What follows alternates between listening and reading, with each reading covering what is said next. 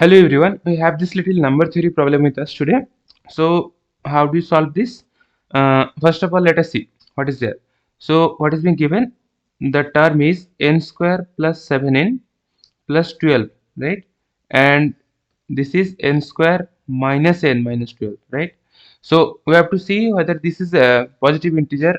We have to make sure that this term, let us call it x. This has to be an integer. This has to be a positive integer. For what positive integers values of n, right?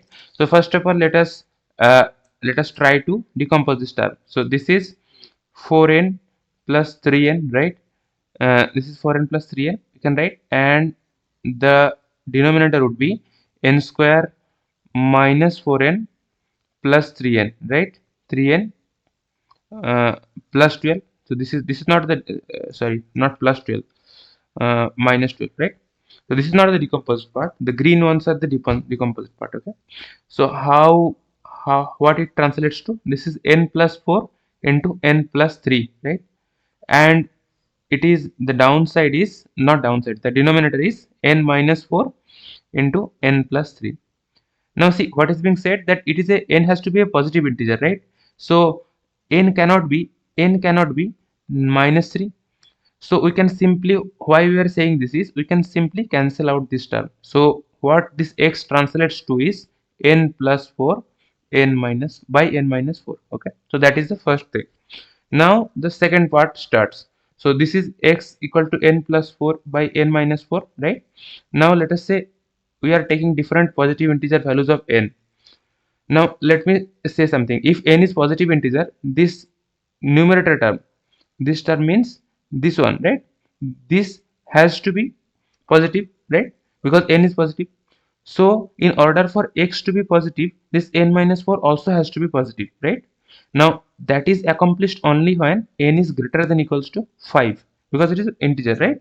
So it has to be greater than equal to 5. So that is first one of the one of the like one of the thing that you have to remember, right? So first of all, let us see n equals to 5. What x translates to? X will translates to 9 by 1, right? So that is a integer that we can see. Now let us say x equals to 6. What it will translate to? It will be 10 by 2, that equals to 5. Now let's take x n equal to 7. It will translate to 11 by 3. That means it is n. Now you might have, it is not applicable because this is not an integer. So we are not bothered about this value.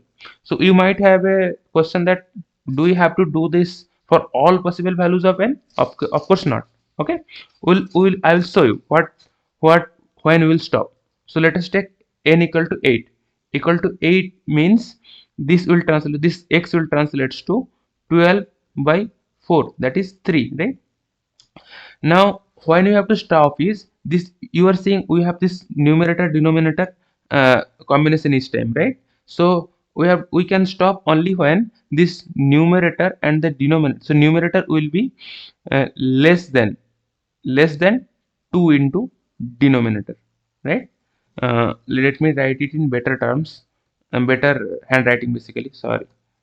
uh, right, so we have to write that numerator is has to be less than equals to denominator into 2. Okay, that is why we can stop then, because when it's the denominator when it is like when this particular criteria satisfies, that means whatever, let us say numerator is x, sorry, denominator is x. Now you are increasing x by 1 and denominator by something, sorry, you are doing something, so then after that there is no point, basically. So this once it is less than equals to 2, it will not be, the numerator will not be a multiple of denominator, right? So that is how we're stopping anyway. uh, so if you do this for 9, it will again come out to be 13 by 4, which is na, right? Let me write it for a little more terms. Again, x equals to n plus 4 by n minus 4. Okay, so again this is n, this is x, right? We had done for done till 9. If you take n equal to 10, it will come out to be 14 by 6, which is na. Okay, if you take it for 11, it will come out to be 15 by 6, which is again na. But if you take it to be 12, what it will become? It will become 16 by 8, right? So once you have it 16 by 8 terms, this is 2. Now we have reached that particular point where numerator is this particular criteria that we had set out for ourselves, that numerator is less than equals to, sorry, numerator less than equals to denominator into 2, that is reached, right? So we have to stop. So this is the answer. So this is the highest value of n, right? Because we have to find out the largest positive integer n, right? So this is the answer. This is how you solve this problem. Hope it has added value to you. In that case, like and subscribe. Like it would help me a lot. And see you in a new video with a new problem.